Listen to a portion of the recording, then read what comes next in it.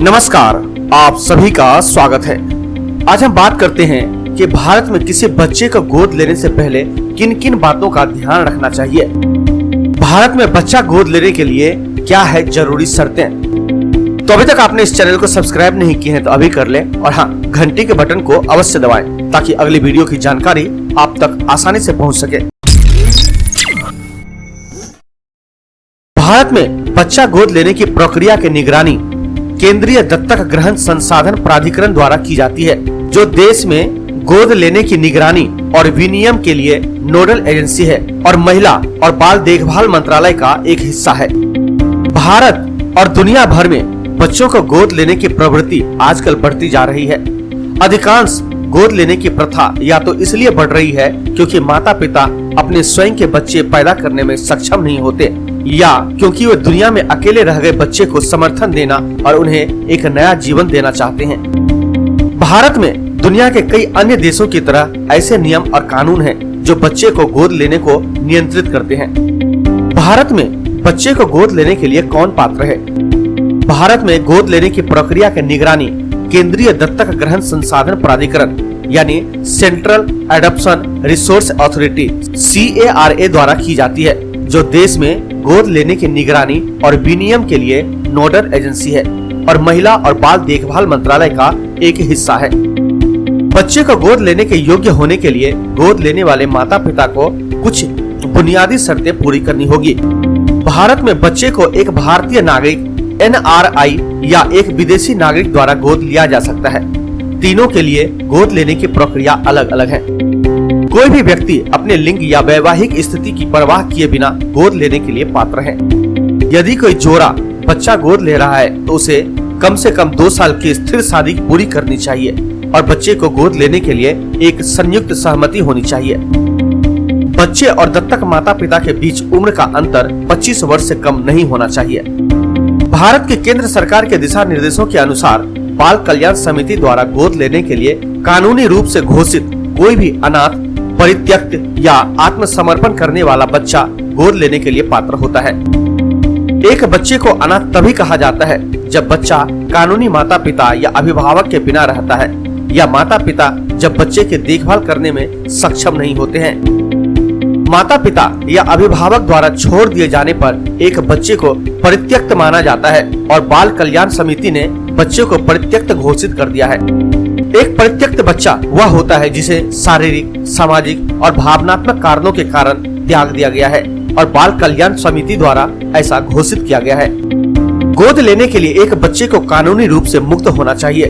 एक परित्यक्त बच्चे की प्राप्ति पर जिला बाल संरक्षण इकाई राज्य व्यापी समाचार पत्रों में बच्चे की तस्वीर और विवरण के साथ अलर्ट लगाती है और स्थानीय पुलिस से माता पिता का पता लगाने का अनुरोध करती है। माता पिता द्वारा पूरी की जाने वाली सामान्य शर्तें क्या होती हैं?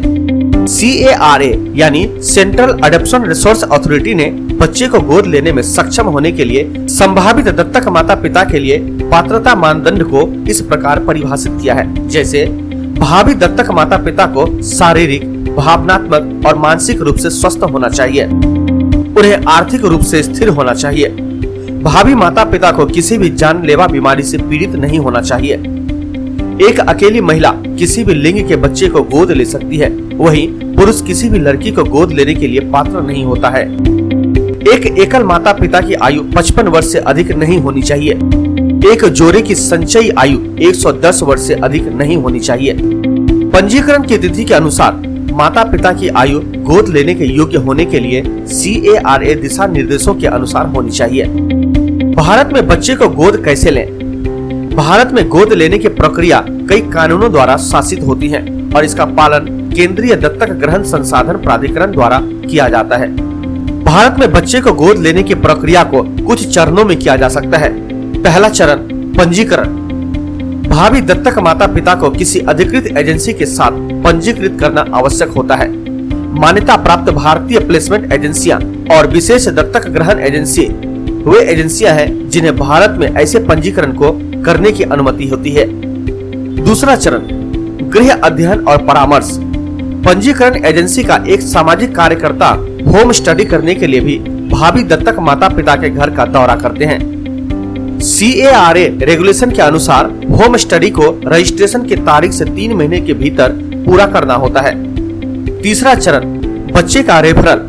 जब भी कोई बच्चा गोद लेने के लिए तैयार होगा, एजेंसी इच्छुक दंपति को सूचित करेगी।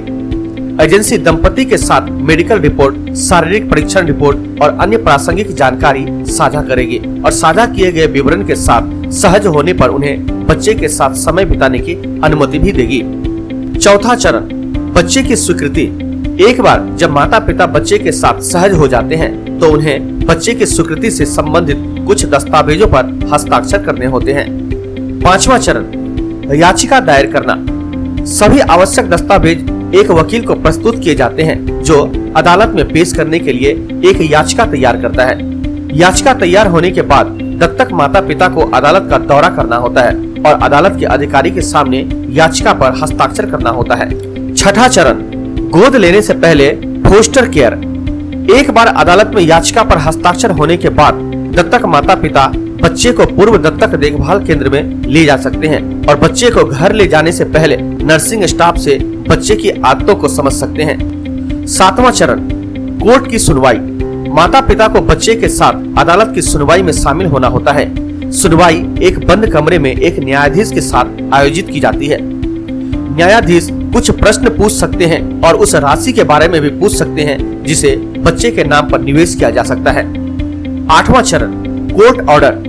एक बार किए गए निवेश की रसीद दिखाई जाने के बाद न्यायाधीश दत्तक ग्रहण आदेश पारित करेगा। तो हमें उम्मीद है कि आपको ये वीडियो जरूर पसंद आई होगी, तो कृपया इसे अपने अन्य साथियों के साथ भी अवश्य शेयर करें।